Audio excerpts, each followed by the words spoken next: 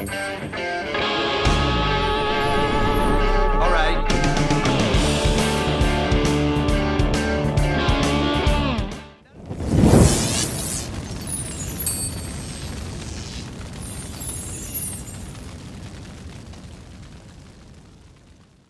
We wanted a horn from day one, but we couldn't find the right person.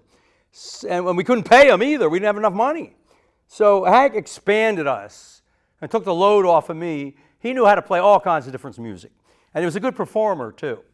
And it was good having another guy in the band because all three of us, we only knew so many jokes when you're driving in a car 500 miles. And George and I always talked about sax. We love saxophone.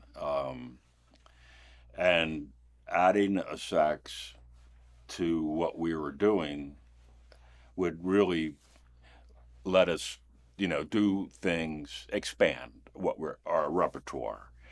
Hank and I were in a band together prior to getting into the Destroyers, and we used to rehearse at his house, which was an old taxidermy shop. And Hank was a legend in the area, in Brandywine Hundred, in the Delaware Valley.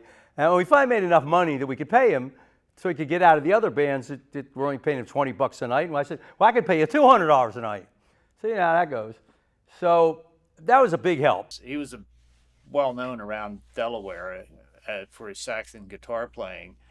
So after I joined the band, George had always said, someday we could get a sax player, take the load off me.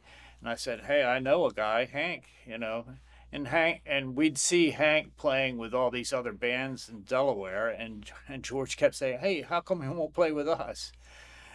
And finally, by 1979, we were making enough money to be able to add another piece to the operation.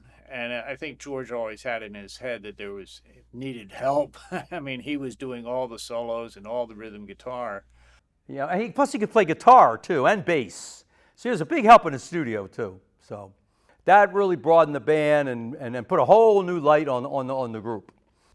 And because like Jeff and George grew up together, and I had known Hank for 3 or 4 years prior to the band, so it was like now I had somebody more in my corner as well. I love the guy, and we grew up a lot together, so it was good, family.